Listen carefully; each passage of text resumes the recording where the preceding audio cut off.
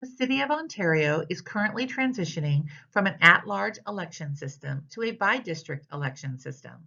As part of this process, members of the public may draw and submit maps for proposed council district boundaries, which will be evaluated by the city's demographic consultant and presented to the City Council for consideration. The following slides are intended to provide the public with step-by-step instructions in how to use the online tool to draw and submit their own map for consideration. The city is using the Dave's Redistricting application tool for the public to draw and submit maps for City Council consideration. The tool contains all of the demographic data from the 2020 census, as well as citizen voting age population numbers from the 2019 American Community Survey. This data will help map drawers create maps that are population balanced and recognize the voice of minority voters in creating fair and equal city council district boundaries. The first step to using the tool is to visit the website www.davesredistricting.org and create a free online account.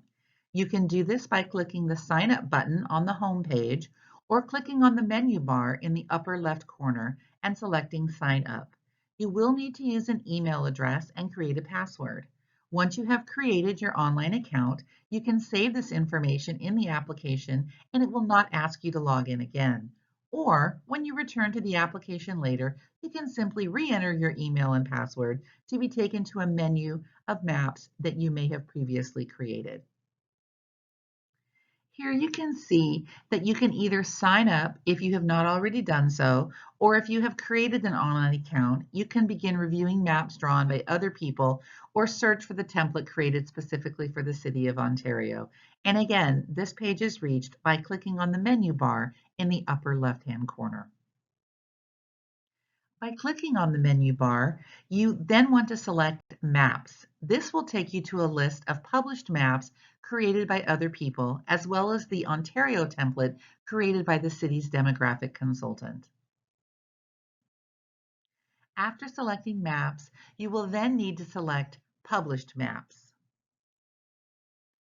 Once you have selected Published Maps, it brings up a list of all maps created by others across the nation. To narrow your search, simply enter the words City of Ontario, California -template in the search bar in the upper center of the page. This will bring up the template created by the demographic consultant. If you type in just Ontario or City of Ontario, it will bring up any maps published with those words in the title. Some people find it helpful to use a blank canvas with the city's boundaries and demographic data, while others might find it helpful to build from a map that was created by someone else and making small adjustments to make the map their own. Either way, you will not be allowed to make changes to the maps that are already published. You must begin this process by duplicating those maps and giving it your own unique name. We'll show you the steps for that on the next slide. First, find the map you are interested in and select it. This will add the red checkbox next to the map name. Then you are going to click Duplicate in the center task ribbon. Note, it does take the program a few seconds to reload with the newly created duplicate map, so be patient and if necessary, refresh your browser. Once you have duplicated a map, it's helpful to rename the map, giving it a name unique to you. Again, make sure the map is selected and then click Rename in the center task ribbon. This will bring up a window where you will be asked to give your map a new name, and you can enter some information that identifies it, such as calling the map the purple map, and perhaps putting in the description that the map is population balanced and creates four majority minority voting districts. Whatever name you choose, just be sure that it's something that is descriptive of the map. It could be as simple as your name and then perhaps version 1, such as Rodriguez map version 1, something like that. Once you have created and renamed your map, it's time to start drawing the individual council boundaries. We start by reapplying some standard settings already created by the demographic consultant.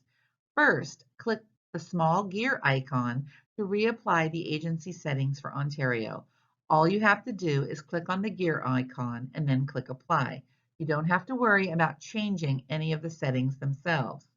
Then find the overlay box in the lower left of the web page. Once you have located the overlay box, select Background Map. This will allow you to view the streets and major topography for the city. This step helps people orient themselves to the community and where they are on the map. We start to draw the map by adding census blocks to the various districts. Note in the upper left pane of the web page, there is a district selector box. You can select any of the 4 districts and start adding census blocks to that district. We'll go over how to do that in just a minute.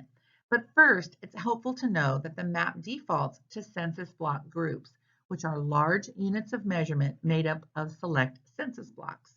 In the mapping tool, these census block groups are called precincts. Sometimes adding entire census block groups or precincts to a single district makes sense, but other times you might find you want to break up the larger precincts across 2 or more districts. To do that, you must drill down to the census block unit of measurement. You do this by selecting Block in the center of the web page and then clicking on any one of the larger precincts or census block groups.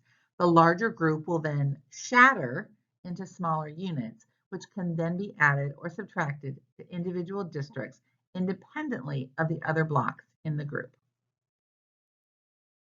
To begin adding those blocks or block groups to districts, first select which district you want to draw in the district selector blocks on the left side of the screen.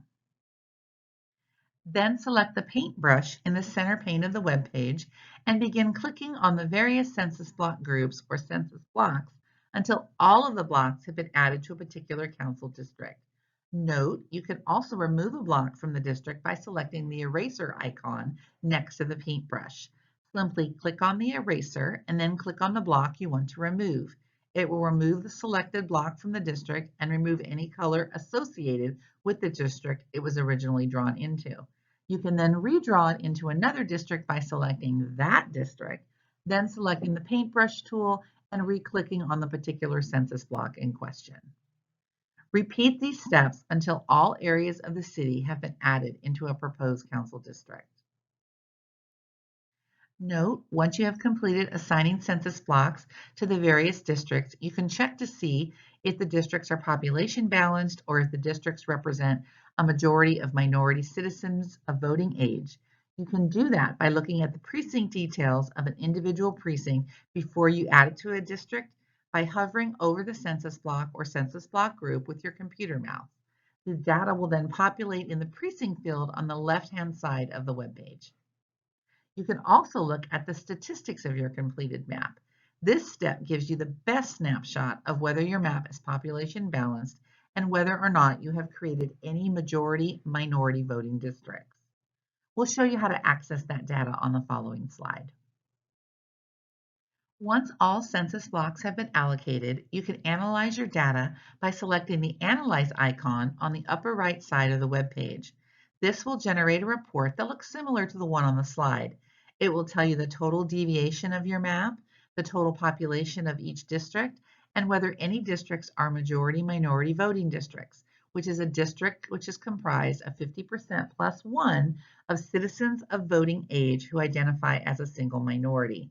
To return to the image of your map, simply click on the map icon directly to the left of the statistics icon.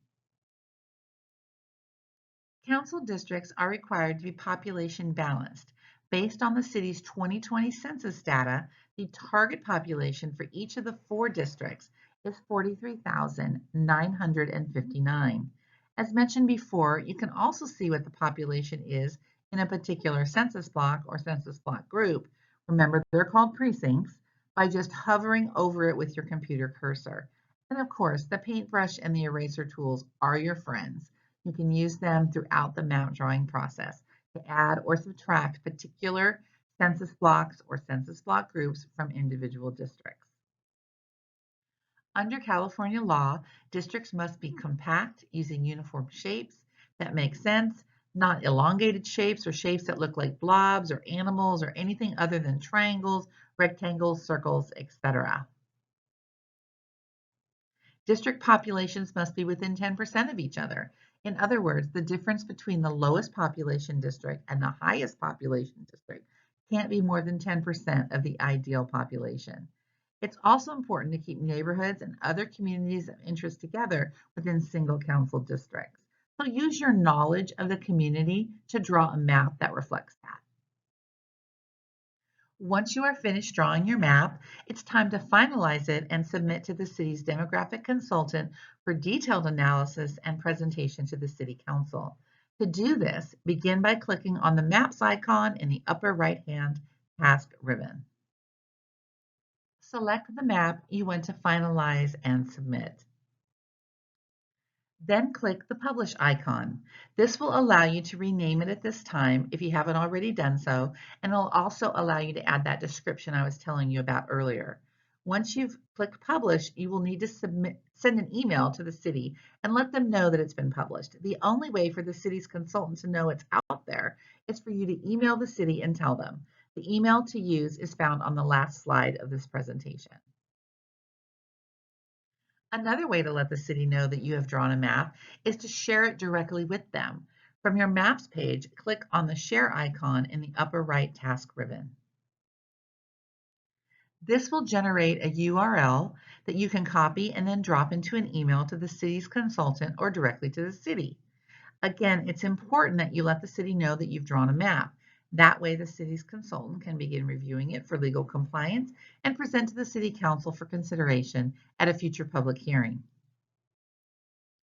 This concludes our presentation. If you have any questions, please feel free to contact the city at the information found on this slide. Thank you.